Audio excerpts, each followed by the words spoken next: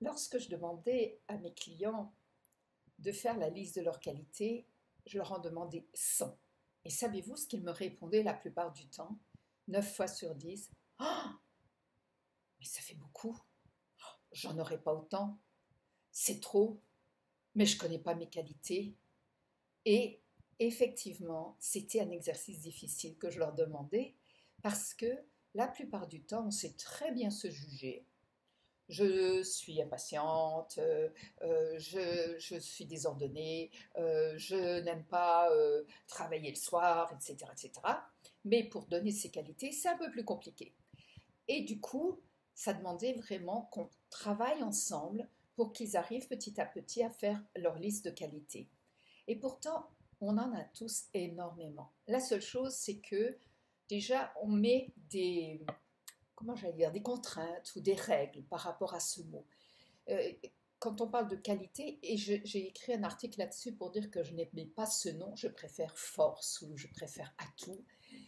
Il faut qu'on soit parfait, puisque c'est une qualité, ça doit être parfait. Non, non, on est des êtres humains et puis on peut avoir par exemple beaucoup de patience en nous et un jour montrer de la patience ou avoir une belle créativité et avoir une fois une panne d'imagination.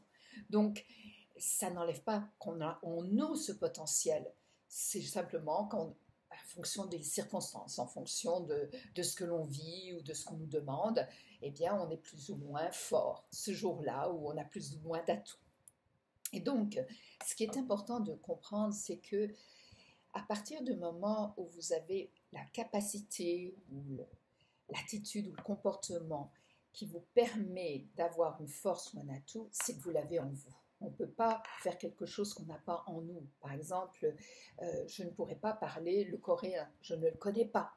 Bon, maintenant, si je l'apprends, peut-être que je ne saurais pas très bien le parler tout de suite et qu'il faudra que je le travaille. Mais je pourrais dire que je possède un peu le coréen. Eh bien, pour les qualités, même si je n'aime pas ce mot, c'est un peu la même chose. Si une fois dans votre vie, vous avez réussi à être ingénieux, c'est que vous avez en vous cette capacité. Si une fois dans votre vie, vous avez réussi à être aimable, et j'espère que c'est plus qu'une fois, eh bien c'est que vous avez en vous cette force. Si une fois vous avez réussi à être créatif, c'est que vous avez aussi cet atout. La seule chose, c'est que dans tout notre potentiel, souvent on n'en utilise que quelques-uns, une dizaine, une vingtaine, peu importe, qui reviennent plus fréquemment, qui nous définissent peut-être un peu aussi, qui font partie de notre personnalité, et c'est parfait. Mais nous en avons plein d'autres que nous n'utilisons pas fréquemment, mais que nous avons en nous. Par exemple, pendant longtemps, j'ai cru que je n'étais pas créative, alors que je l'avais cette capacité, mais pas de la manière dont je pensais que c'était être créative. Je ne suis pas très bonne en peinture. Peut-être que si je prenais des cours, je pourrais m'améliorer, effectivement. Mais ce n'était pas ça ma force. Ma créativité, c'est plus dans les métaphores, c'est plus dans l'imagination intellectuelle. C'est pas dans le dessin, c'est pas dans la peinture, mais j'ai quand même cet atout de créativité. Et il y en a d'autres qu'on ne possède pas et qu'on aimerait posséder. Par exemple, une personne timide pourrait vouloir se sentir plus à l'aise et être plus extravertie. Ça s'acquiert. C'est ça le bon côté des choses, c'est que une qualité, c'est plus un comportement qu'on a développé qui est devenu comme instinctif, naturel, spontané, et on peut le développer. Donc, grâce à des techniques, grâce à de l'entraînement, grâce à des prises de conscience, peu importe, on va pouvoir développer certains atouts. Et c'est comme ça que des personnes, effectivement, développent des arts, développent des forces, parce qu'elles ont travaillé dessus. Et c'est ça qui est génial chez l'être humain, c'est qu'on peut développer, s'enrichir, modifier certains comportements, les améliorer, les transformer. Donc, soyez attentifs. Quand vous faites quelque chose, qu'est-ce que vous employez comme qualité?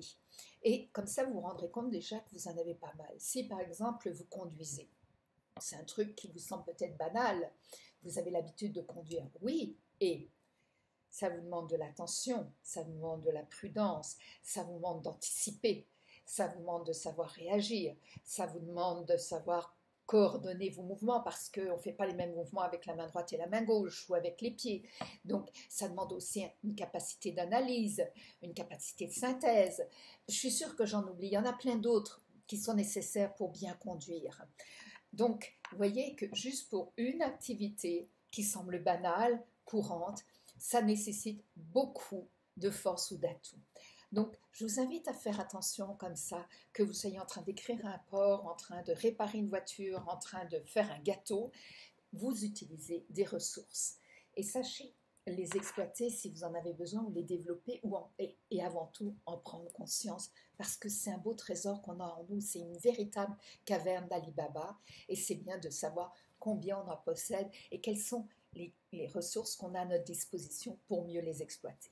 Sur ce, je vous souhaite de belles découvertes et de belles qualités. À bientôt.